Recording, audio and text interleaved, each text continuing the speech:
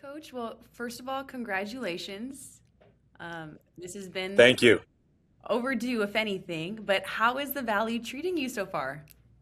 It's been unbelievable, to be honest. The people here have been so welcoming and so it was such a warm welcome for Danielle and I, and they've just kind of embraced me from every aspect that you can think of professionally around campus, the students, the administration, to out in the community and people that follow the basketball team or follow the basketball program, or even just based on last year's success, have been so great to me and made me feel like not like an outsider. And I think that really tells you a lot about the 956 and the people that are here and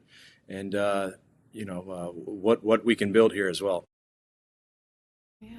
Well, I know your press conference was Monday and quick turnaround. You're already settling in your office, looks like. How's the transition getting over here quickly been going for you? It's been a whirlwind. Well, press conference was Monday. The transfer portal opened at 12:01 on Tuesday, and so it's been the plan of attack was the three R's. It was retain, recruit, and relationships, and retaining the current players. Obviously, they built a strong foundation here with the prior staff, and they did an unbelievable job. It's very rare that you get to take over a program that the head coach didn't get fired, and so we definitely want to pay our dues and respects to the staff that was here, because they laid the foundation. We say all the time, you can drink from the well, but you have to respect and honor those who dug it. And so they dug the well and they built this foundation, and there's all this success and momentum pointing in the right direction. So retaining the players that were already here and a part of that is part of the process. And whether that be grabbing food, sitting down in my office one-on-one, and then, also at the same time, as the portal opens, it's a little bit of speed dating, and you're recruiting and trying to build relationships with those folks as well. So it's been a whirlwind, but I mean, it's the nature of the beast right now, and at some point it'll slow down and it'll all be worth it. But yeah, there's not a whole lot of leisure time.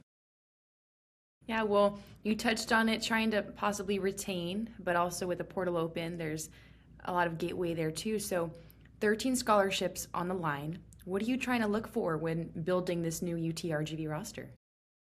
Well, I have a certain idea of how I want to play and the type of player, and I mentioned it in the presser, just being fast and physical, and naturally I like playing fast and having long athletes and explosiveness and quickness, speed, but at the same time, I'm also trying to slow myself down in this process of building a roster.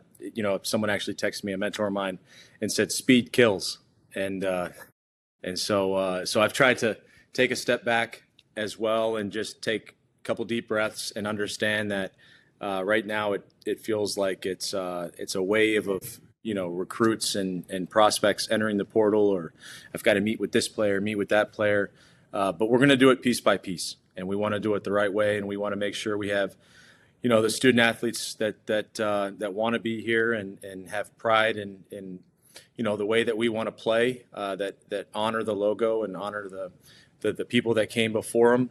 Like I mentioned earlier, digging the well. Well, there's a lot of players and folks that have built this program throughout the years and before the merger, Pan American and those guys. And so I want to make sure that we recruit the type of student athletes that those people would be proud of and want to support. So we're going to do it piece by piece. And sometimes I do have to slow myself down.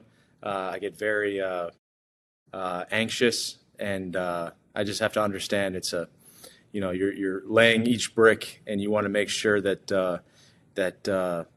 each brick is in place and in the right place, and it's the right brick. Yeah. Well, you made sure to look for a foundation that was pretty well set to begin with. And you saw they were hiring UTRGV, put your name in that application pool. But what made you excited about possibly getting an opportunity to be a head coach here? Well, we played here two years ago when I was at McNeese with Coach Wade at the field house. And I remember getting off the bus. This was before they put the $35 million in the facility. Coach and I looked at each other and we said, we might want to get out of the league pretty soon, pretty quick. This is a real school, a real program, and what they were doing with the program was obvious that it was going to have everything that you need to be successful. And then as I was going through the process and had a chance to sit down with Chase, our athletic director, and our university president, Dr. Guy Bailey, it was very obvious that the alignment with the administration and with our athletic director was there, and that they wanted to win championships. And so I got more and more excited as the process went on, and just felt very comfortable. It was a very casual interview with both of them. And then finally, when I sat down with Chase for the last time, it was about 3.5 hours of questions and answers and just, continuing to get to know each other. But the thing that really sold me, where I walked away and I was like, I called my fiance, and then called me some mentors. I'm like, I really want this job. Was Chase had this whole presentation, and he was going through some stuff. It had nothing to do with the men's basketball program and the football team that they just started here, that just finished 9-3, and he was showing me, the facilities and going through the whole rigmarole of their program. And then he showed me the stadium, and then he said, there's 15,000 on the season ticket holder wait list.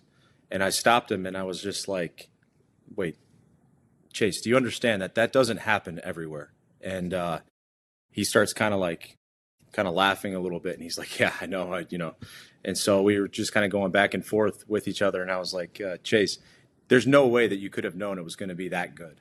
And he's like, I knew it was going to be good, but to say I was, knew it would be that good would be lying. Just the excitement of the program for football, it made me really believe that if you build it, if you really embrace the community, and you have the infrastructure, and you have the alignment, and if you do it the right way, that they also, the community, the 956, the whole valley will rally behind you. And so that from that moment on, I was like, I got to get this job. This is something that is truly special, and it's. And I'm honored to be in this chair right now because of that. Yeah, well, kind of like what you touched on right now, the cool thing about the Valley is it's a region. It's not just one city that's backing you up in this process, and that was evident with football too. So I'm happy that was really your selling point, and your way to interject in that 3-hour conversation. But when it comes to now making this your footprint in this industry, first time and first journey as a head coach, how can you really hit the hammer on the nail and make sure you make this your year, Coach? Well, I said it in the interview. How do you spell fun? And that's WIN. We're a part of a unique club that has not made the NCAA tournament. And so I made some pretty bold statements, and I sure as heck intend to back those statements up. We're going to put a championship program on the floor, and something that not only for our staff and for our players is proud of, but also for the 956, that it's a team, like I mentioned earlier, that they're proud of, whether it be the former players or the people that have been involved in the build of this program, but also the community. It's going to be a program and a team that, if you come to a game on a Saturday or a Monday, or a game against Corpus Christi, our rival, that you see a team that plays with, I mentioned the 3 E's: energy, effort, and enthusiasm, and you want to come back. It makes you really proud of the fact that this is your team in the Valley. And as Chase says, by doing that, it will rally the Valley. And so for me, that's really my stamp. I just want to build a team that has championship aspirations and goals, and that the Valley really, rallies behind, for lack of a better term. Well, let's fast forward to whenever you do have a complete roster. You got a complete coaching staff too. When they finally get on campus, what are a few things that you're going to tackle immediately to make sure you guys have a solid foundation leading into season? Well, it's just the nature of basketball and the transfer portal, and kind of where we're at with our environment, and it's a lot like speed dating, and then you get the guys on campus. And so we're all in this mad dash to create a team chemistry and team bond. And I'm a firm believer that the teams that have success, especially early in the season, they're able to get on the same track and build those relationships faster. So for us, as soon as our student athletes get here, it's going to be heavy into our team bonding and relationships within each other and within the program, and the things that the other pieces within the administration that will help make us successful, especially early in the season. So we'll do a lot of team outings and we call it Team Tuesdays, where we go golfing or we go paintballing. We maybe take them to a go-kart track or something like that, just to take them out of their element and put them in an environment that they're not necessarily comfortable in, or that they have to kind of look at each other and laugh, and and then obviously we'll be on the court and build some sweat equity with each other, and that will be pretty important for us as we build this thing. And then the second piece of it is on Thursdays we do a lot of community outreach and getting out in the community and making our players and our program visible.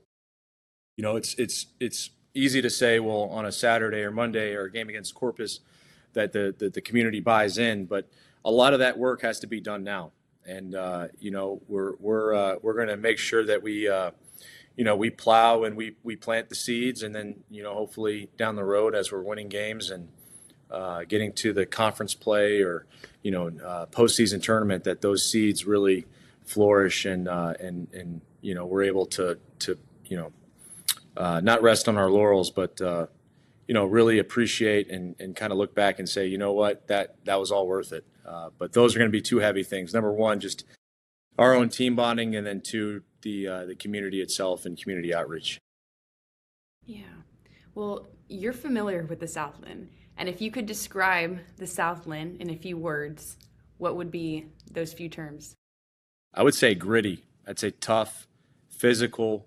There's a very unique flavor to Southland basketball, and that was something that when we were at McNeese, we really tried to have a team identity of that. And, it's not for everyone, it's an unbelievable league, and what Chris Grant has done with the leadership and bringing programs in and making sure it's not just any program, but the right programs.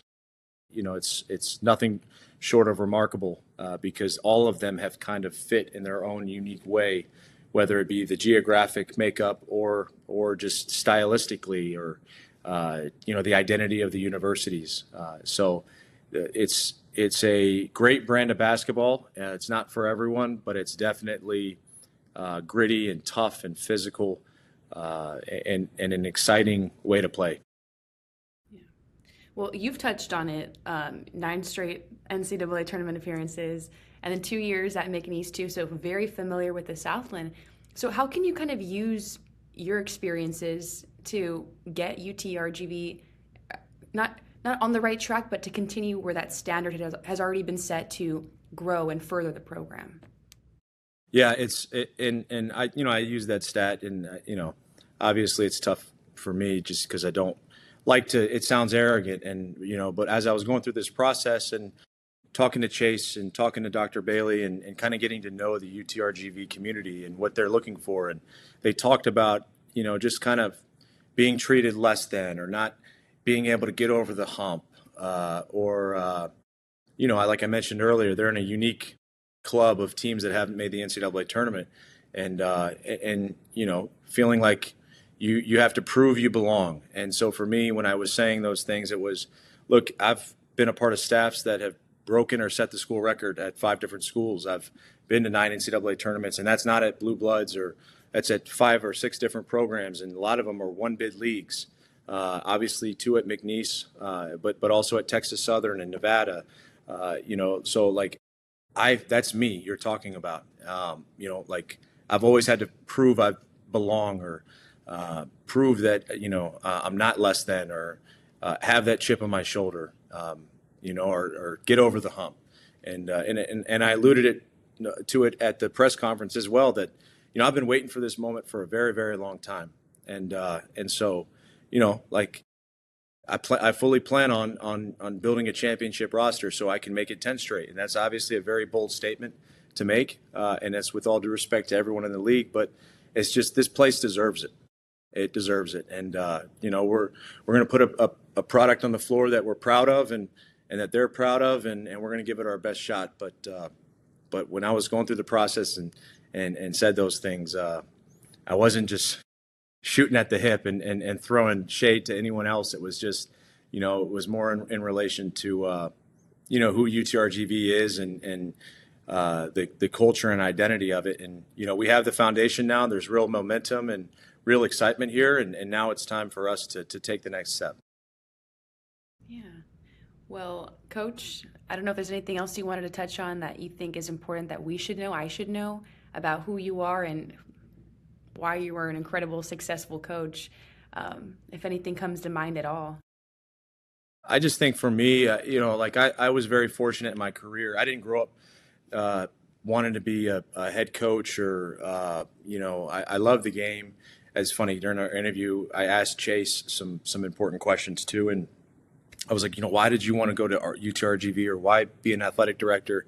And Chase told me he wanted to be an AD at 11 years old. So I was like, oh, that's great. Well, at 11 years old, I thought I was playing in the NBA. But I was blessed and fortunate to go to VCU, and Shaka Smart was hired and have this unbelievable run to the Final Four with one of my assistant coaches that we've since hired, Joey Rodriguez, as our Final Four point guard, and see things done, quote unquote, the right way.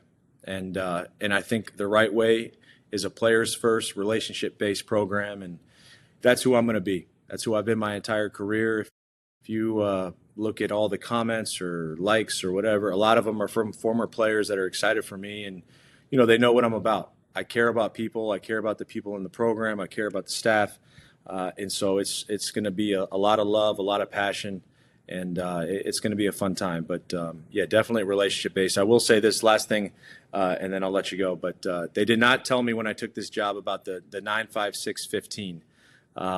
Apparently, it's like the freshman 15. There's a lot of good food down here, but apparently I have to up my cardio, so it's amazing because every time I ask somebody, hey, where's a good place to eat? They give me 15 different options, and none of them are the same as the person I asked 5 minutes before. So the food down here is unbelievable. The people are awesome, and we're excited to get rolling.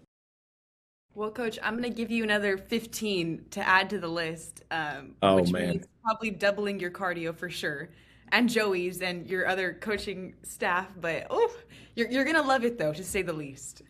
Well, apparently, I gotta up my cardio. I gotta get situated first.